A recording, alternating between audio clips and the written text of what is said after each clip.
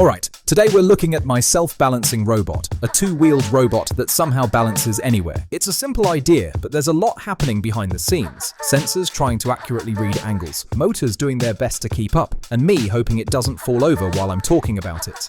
By the end of this video, you'll understand how it keeps itself balanced, why it doesn't immediately tip over, and maybe you'll even build one that behaves better than mine did at the start. Right, let's get into it before it falls over again.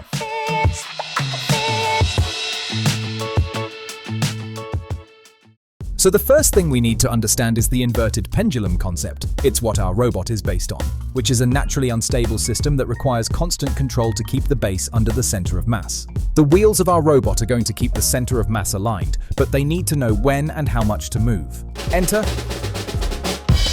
the PID loop. As boring as it looks, it's the backbone of many daily appliances, including your fridge. A PID loop takes an error as input. It then returns an output to keep the system stable. The loop has three sections. P for proportional, reacts to how far the robot is leaning. More tilt means more motor response. By itself, the robot will balance, but its own inertia will cause it to overshoot and constantly oscillate, more than it does anyway. D for derivative, reacts to how fast the robot is tilting. Faster tilt means more aggressive motor response. This tries to combat the oscillation by slowing down as it gets close to upright to help reduce inertia. And finally, I for integral accounts for long-term drift and steady-state error. It slowly adds up smaller errors over time and gives the robot a gentle push to correct them. Now, where do we get the error value? We use an MPU 6050, which will record both acceleration and angular velocity. By themselves, they're not much use to us. But when we feed this into a sensor fusion algorithm called a complementary filter, it will return an accurate tilt estimate from our two values. We then subtract this angle from our target, 0 degrees upright, to calculate an error. And then, yep, you guessed it, we feed it into the PID loop and then send the output to the motors.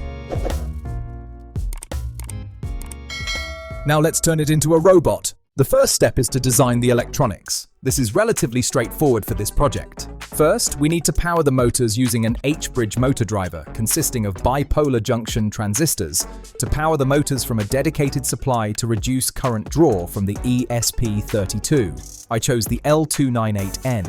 I am aware of better modules though.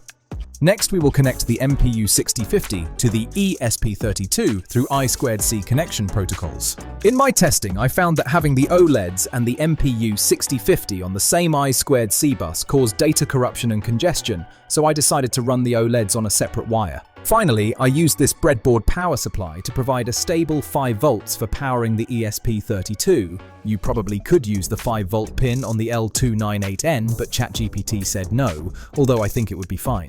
I condensed this all into one logic board, which I made on a piece of perf board with exposed pin headers for easy connections to the OLEDs and L298N.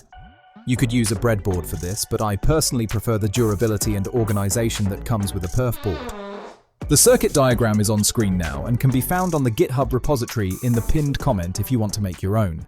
Now we need to design a chassis to mount all of our components. For this, I opened Fusion 360 and started designing. I took a simple approach and created a stacked shelf design for simplicity.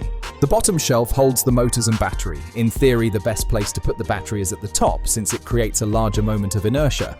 But in my testing, the motors couldn't accommodate for the added torque, so I put it at the bottom. The middle shelf mounts the main logic board, and there is a hole in the top right to route wires up to the top shelf. Finally, the top shelf holds the OLEDs and motor driver. The chassis is printed in PLA on my Ender 3 Pro, but you could make it out of anything. All of the files can be found in the GitHub repository. Assembly was straightforward and relatively self-explanatory. Just make sure you wire everything correctly and solder pull-up resistors. More details are on the GitHub page. Now, the part we all dread, coming back to our PID loop equation, you'll notice there are some other variables we haven't covered. These are the constant weights for P, I, and D. These will adjust how strong each component acts. We need to tune them manually. This is a very painful and tedious process. It will make you question your life choices up to this point. Too much P and it vibrates like crazy. Too much I and it slowly drifts away. Too much D and it panics at every tiny movement. To streamline the process, I have programmed the ESP32 to broadcast a Wi-Fi network to allow for real-time wireless tuning. After days of tweaking, falling over, and occasionally questioning my sanity, it finally stood. This random jumble of wires and plastic, held together with questionable solder joints, balances all on its own. I hope you learned something from this video, and if you did, consider liking the video and subscribing. If you have any questions, please leave a comment, and I will happily help you out. If you want to build your own, or simply just curious, everything is on our GitHub repository linked in the pinned comment. Thanks for watching, and I'll see you in the next build.